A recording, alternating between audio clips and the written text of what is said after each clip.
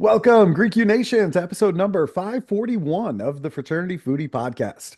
I'm your host, Dr. Mike Ayalon, CEO of Greek University. I'm a speaker and an author. Our sixth book just came out. It's called I'm So Beautiful, It's Ridiculous: Unleashing and Promoting Strength, Self-Worth, and Real Sisterhood. So go and pick up that book on Amazon or Barnes& and Noble today. We call these episodes the Fraternity Foodie Podcast because there is nothing like great food to bring college students together. Fun fact, Hyundai Motor America has come such a long way from the first cars that they rolled off the line. They needed a best in the industry warranty to attract people to their brand, and it worked from a marketing perspective. They have a 10-year, 100,000-mile warranty that other manufacturers would never even consider. My family now has two cars from Hyundai, and we're about to order a third. I was at the dealership yesterday. The quality is absolutely there. So, what I want you to think about as a college student today, I want you to think about how you can stand out from all the competitors on your campus. Can your fraternity or sorority guarantee an internship for every member that joins your organization at an alumnus place of business? You have to start thinking about how you can stand out from this crowd. And we're going to talk to our next guest about doing just that. Becky Heidesch is an entrepreneur for 3 decades. She is the author of the Career Masterclass for Women and founder of WSS Executive Search, one of the first firms specializing in placing women and diverse leaders. Her diverse career spans higher education, publishing, sports marketing, human resources, and executive search. Over the past 20 years, Becky has led executive search efforts for top Fortune 500 companies. We're talking about Wall Street's Morgan Stanley, Citigroup, Merrill Lynch, and various technology companies, consumer goods, manufacturing firms, and even startups. She also has served as a marketing consultant for major corporations like Oshman Sporting Goods, Franklin Covey, and Hyundai Motor America. Welcome to the show, Becky. It's great to be here. Thanks for having me, Mike. I'm excited to talk with you and your audience. It is a pleasure to have you on the show. I know we share a common love for higher education, and so I know we're going to have a lot of fun on the show today.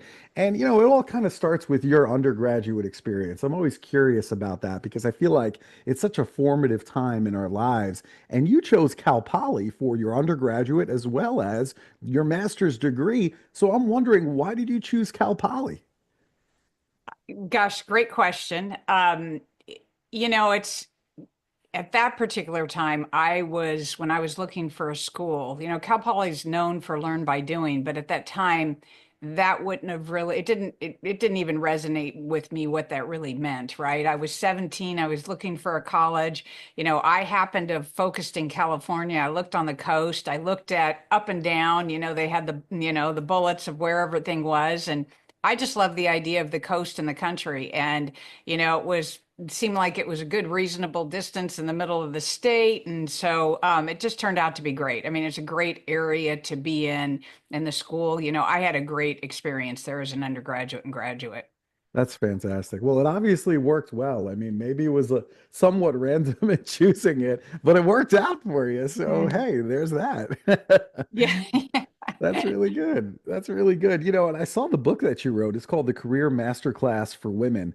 And in that book, you talk about something called STEEP Qualifications, STEEP. I need to know, what is that? So it's a framework that I came up with. I really feel like, Mike, our lives have gotten so complex, whether it's managing our finances, managing our day and our organization and computers and software and apps and our lives, our health, everything. And, one of the things that I think we don't talk enough about is career management and understanding an easy way to kind of think about managing your career, not just going into it, a college grad, or deciding on your track or your degree, but really managing it for a lifetime and understanding that there's going to be all these, you're going to change. And then there's going to be all these things that are going to change as well in the marketplace, right? And so the foundation was really built on what I felt like after making multiple career changes myself, after working in many different industries and then placing many professionals and executives in different industries. I began to really think, what is the core? What is the most important thing? What's an easy framework that people can carry with them when they change careers, maybe think about another business, whatever it is they're doing. So the STEEP qualifications stand for skills, tools, education, experience, and personal qualities. And so anybody that I'm ever working with that's either starting out, that's maybe ready to retire and looking for a next chapter, or they're in the middle and they want to make a career transition, if we always, or start their own business, if we always go back to that foundation, that's kind of a good foundation for where they're at today and understanding that. And then where they want to go, from where they're at and where they want to go, and what's missing in that. And that's where the STEEP qualifications come in. That is a beautiful framework. Check out that book. It's called The Career Masterclass for Women. I think you're absolutely going to love that discussion around steep qualifications. One of the things that I think about are the students who are in college today and the workforce. My daughter happens to be a freshman at Rice University in Houston, Texas, and she is brilliant. She wants to work for the federal government, and she's thinking about maybe being an ambassador to some Latin American country. She's got an internship already as a freshman in Washington, D.C. this summer.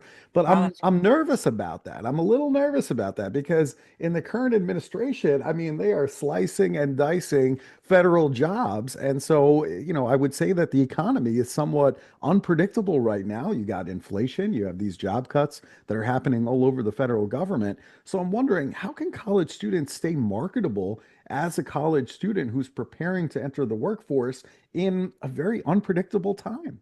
Yeah, and that's really so important to think about for anybody. One of the things I'll say, Mike, is that even though this book, you're mentioning, the foundational principles that I talk about in career management are universal for everybody. So, it's not just women, but I think for what in the particular book, and that's where I brought the steep qualifications and first introduced those. But in the book, the first chapter or two is on job security, and I really kind of go into exactly what you're talking about.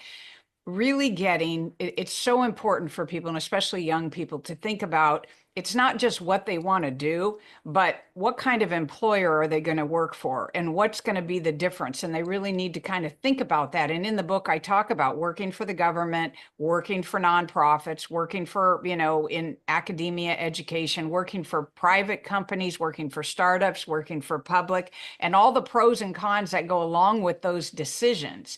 But I think the no, and then overall the premise is that each one of those, no matter which one you choose, there is no job security today. So, you look at Fortune 500 companies, you look at the number of them that are still here that, started 20, 50 years ago. They've changed, they've evolved, they've shut down. Private companies, 80% to 85% of small businesses don't make in 5 years. You have all these demographics, that change. You have everything that changes within the culture, and then you have business that constantly changes. So, what's really important is for people to understand that it will change, and whatever lane they're in, it's going to change, and they need to be prepared for what that change is. And there's more risk. There's certainly more risk. If somebody wants to go to a startup, there's going to be more risk. They may not get the benefits. They may not get this. Typically, education I've seen is the safest. I've seen that where people have, I've many, many friends. I started out there. I have many, many friends ended up, retiring, stayed in that lane, stayed in that same role. That was very steady. You did not have a lot of changes. But, you take a look at some of the other industries and the lanes, and you take a look at this, and some are certainly more volatile. And then now we just have so many more risks. You have geopolitical risks, you have the economy, you have inflation, you have all these dynamics that are changing, remote work, everything that's changing at one time. So what is important for people to understand is that it will change, and they've got to be able to pivot, and they've got to be able to change, and they really need to be thinking about, what happens if I do lose this job that I'm in right now that I love or that I like? What am I going to do? Not quitting a job before you have a job, having that long-term strategy, knowing what comes next, and preparing and planning for that, because it will happen. Hmm. Well, my next question maybe will help the college students to plan for exactly what you're talking about. I'm a serial entrepreneur and understand that I'm always looking for opportunities in the market. I'm constantly looking and seeing what problems I can solve And if I think that there's an opportunity in order to help people and, of course, make money too, I mean, that is part of this, then I'm instantly prepared to launch something very quickly and see if we can take advantage of certain things that are happening in the market. Now, you talk about something that is called a three career strategy. What is a three career strategy, and why do you think that's so important? I think that, I think when I, decided and at the time I was going to go into health and physical education, and that was the track I was going and teaching. And I never, ever thought, what else would I want to do? I never thought beyond that. But then as I started to get into that field, and I always kind of had my eye on business, I had my eye on these other areas and things. As and anybody else that goes through, our career and managing our career, there are many people that pick a track and love it and stay on that track, and they continue to grow, and they're successful with it, and that's great. But there's a lot of people that what they start out at doing is not what they decide to do 10 years in or 15 years, or maybe they have had a great career and enjoyed it for 20 years, but they've changed and now they want to be challenged in a new way and they want to try something different. So I think I think it's natural to want to think that maybe what you did for 20 years, you may not want to do for the next 20 years. And then I also think that we are living longer. Cost of living continues to rise. We've got, inflation. We have all these things, the value of the dollar. We are going to need to be working longer and we're going to need to be doing that. And so there's a lot of people that, maybe they've been in the corporate route, tired of the corporate route, maybe want to try and move out and do something on their own, not ready to retire, but also want to make a change. So I think thinking of your career and doing that, it allows, and especially allows young people to be creative and think. My daughter, likes photography. She has a passion for some, food. You're talking about, she likes that. But, working in a restaurant, she's like, I don't think I want to do that. We talk about maybe photography is a side hustle. Maybe it's something on the side. Maybe it's something you do if you decide to have a family later and you want to have that kind of a career and you want to do that.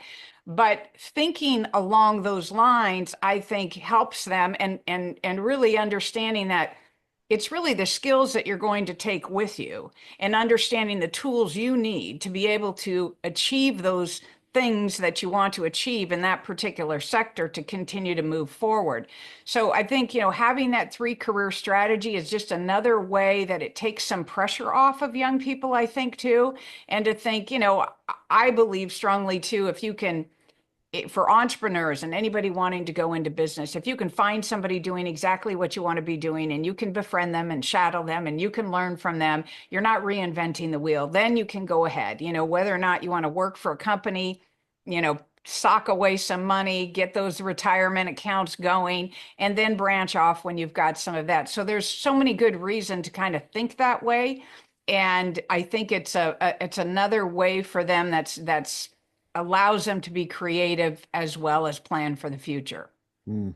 That's a great strategy you have there in terms of finding mentors of people who have been there and who've done that. We all have access to LinkedIn. Go ahead and befriend somebody on LinkedIn that's working for the company that you want to go and work for. Maybe it's an alumnus of your institution. Maybe it's an alumnus of your fraternity or sorority, or maybe they just have the job title that you seek it 10 years from now. Go and interview them for 15 minutes. And I tell you what, as a college student, they are going to say yes to you in terms of a meeting because you have nothing to sell them. You're just a college student trying to learn. So they will Yes. take that meeting. Now, it might not be today because they're busy today, but a week from now, 2 weeks from now, when their schedule is open, they'll fit you in and they will help you. Most people really do want to help college students.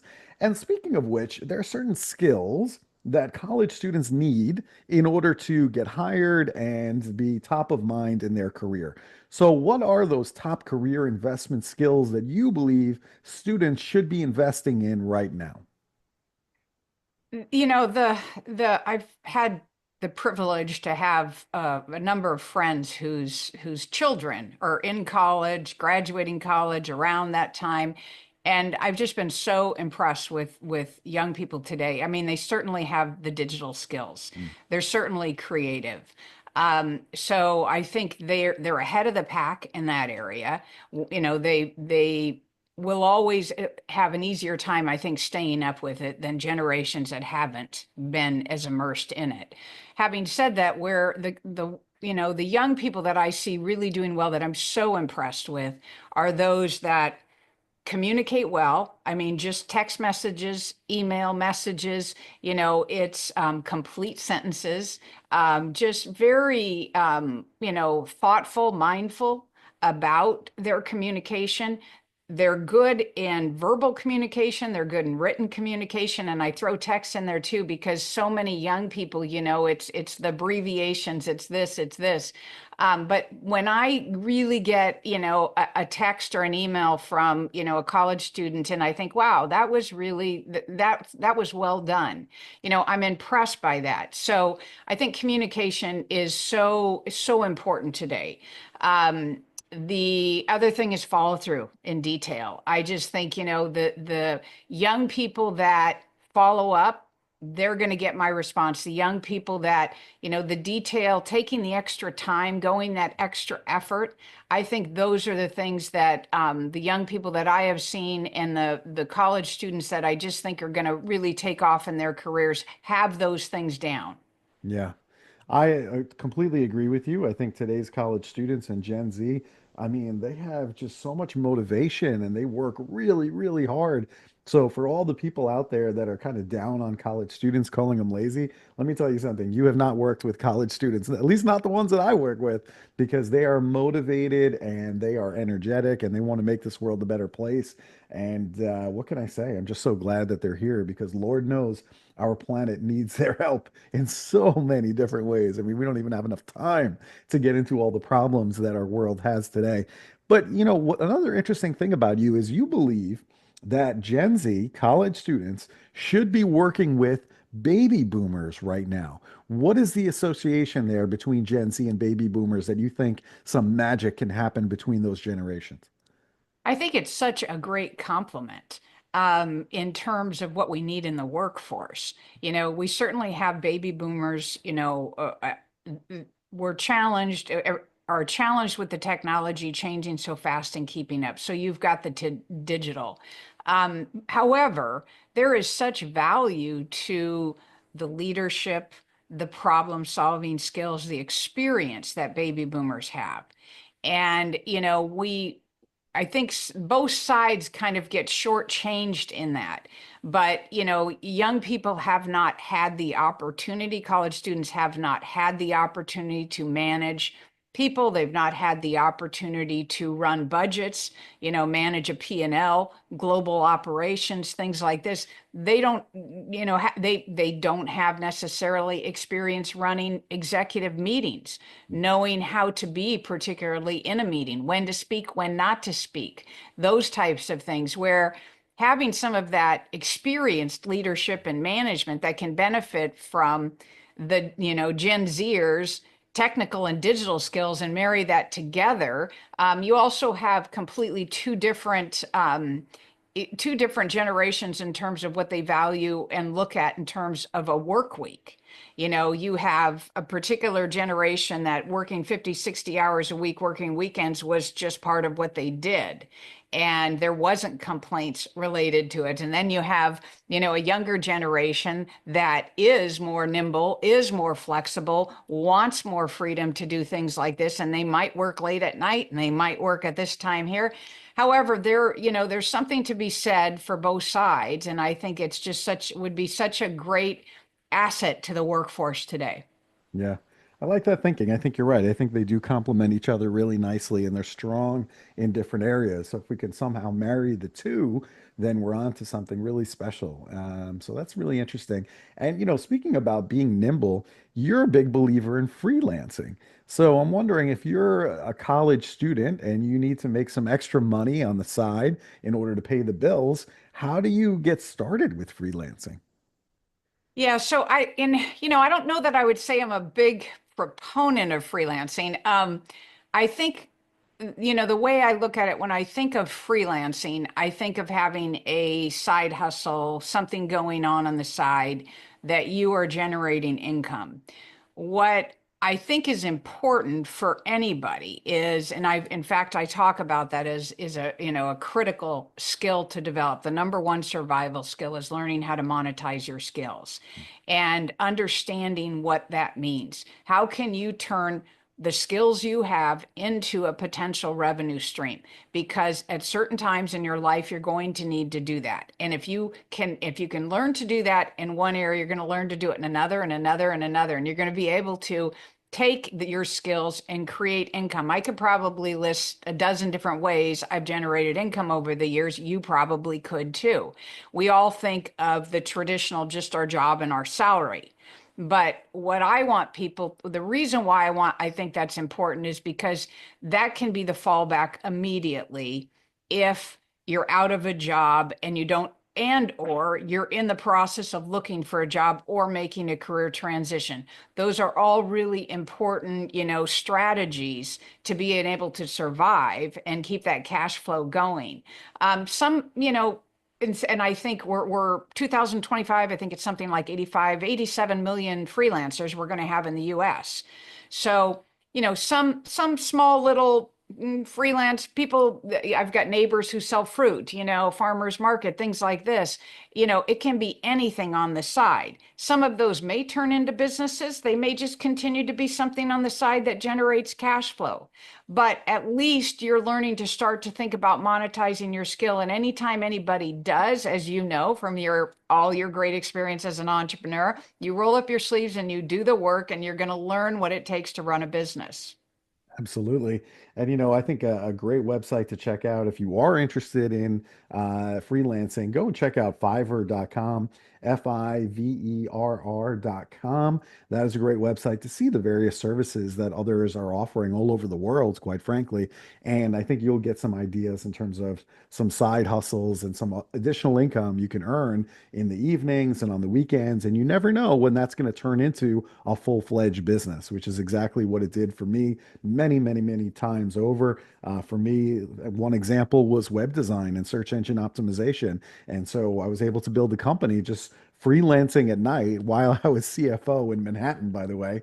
And the checks that I was getting were more money than I was making as CFO in Manhattan. And eventually I said, this is a business. And so I ended up making the switch. And it's really easy to do that when you're freelancing at night and suddenly you have more money than you have during the day. So that's a really interesting way to look at, Good for opportunities you. as a Yeah. side hustle and then turn that into a big business. So I think it's great if you can start that in college. You have a lot of experience in terms of interviewing hundreds of executives. So I'm wondering if you had to give your top interview tip to the college students who are listening right now that want to get their dream job, what is your top interview tip? I think for college students, boy, there's a lot could say, but I think listening to the questions asked and answering the questions asked is really important. I'll, you know, oftentimes for anybody interviewing, it's important to know the position and the role that you're interviewing for, but really listening to what the needs are of that particular organization. It's not so many people kind of run in and we all have passion about our skills and experience and we think we're the best and all this, all of these things. But, at the end of the day, what it really comes down to is what can you do in this job for that employer, and what are their needs? And so sometimes we're just not listening well enough to really hear what the needs are and then, in those moments, be able to articulate how we can meet those needs. That's a great point. If you're ever in a networking situation and you're in some business meeting and you're meeting strangers, maybe a possible business owner of somebody who can hire you, instead of talking so much about yourself, which we're all tempted to do, we all want to say that we're great and you should hire us. I get that. But instead, look at that business owner and find out what are their biggest problems in their business today. Ask them, what are the biggest problems your business faces? And then whatever they tell you, then you can show how your experience in college will help them with that particular issue. But it's really all about them.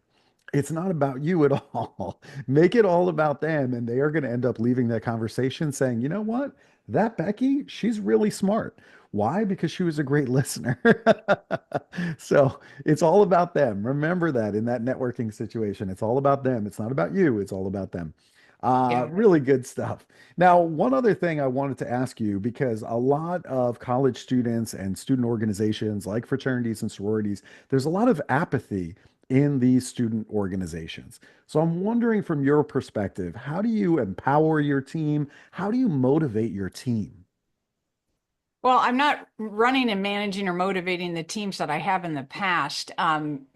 What I will say is that I think what's really my kind of uh, when I started out, I didn't think of a strategy or what my philosophy was. But I think over time, in one of the things I've always tried to do is be the hardest worker in the room, or at least one of the hardest workers in the room. And because I think when you're committed and you have passion and you're committed to the work, I think, that's going to do a lot in terms of a following.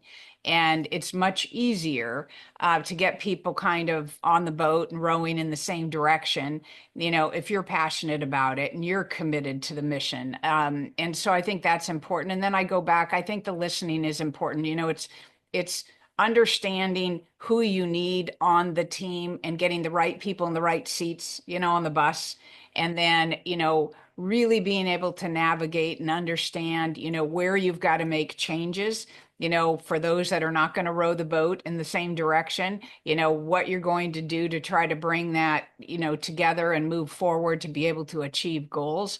So I think, listening is important, and, getting the right people and having that focus and that vision and knowing exactly where you're going so that you're all kind of going in the same direction. Excellent advice. Really well done.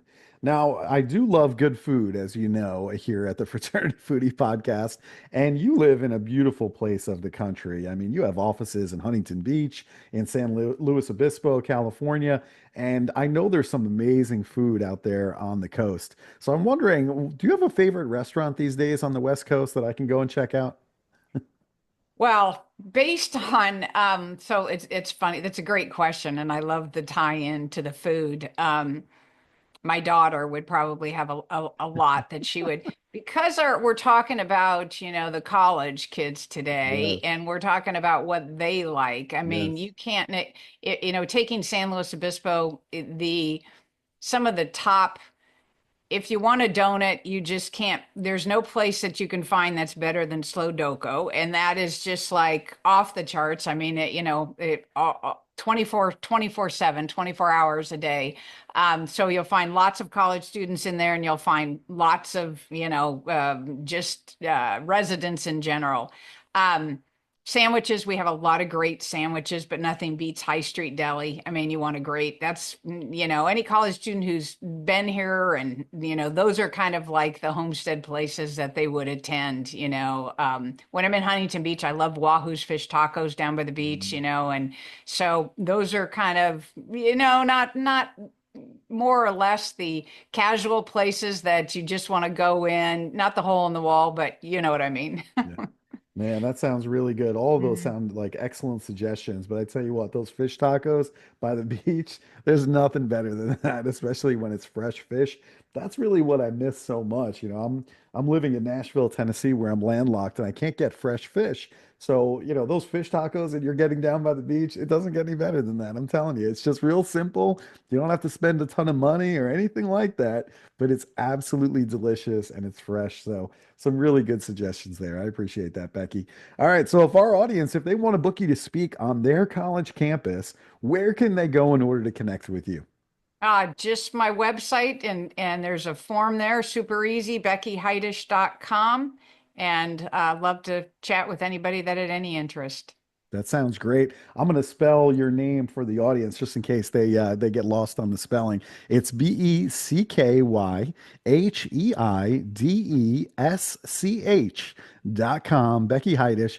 go and check out her website. She is an absolute pro. Over the last 20 years, she's just been doing incredible work, and really just being a consultant for some huge corporations. So she knows what she's talking about when it comes to anything marketing. And go and pick up her book, The Career Masterclass for Women. I think it's a great resource for college students today, whether you're male, female, it really doesn't matter. The reality is that these are concepts and things that you need in order to be successful and get hired for your dream job. So, Becky, I really appreciate all the work that you do. Thank you so much for spending time with us today. Thanks for having me, Mike. Great to It's be here. Thanks my again. pleasure. My pleasure. And to our audience, if you enjoyed this conversation with Becky, I want you to like it and I want you to share it with other college students that need to hear Becky's words. Thanks so much for being with us today, and we'll see you on the next episode of the Fraternity Foodie Podcast.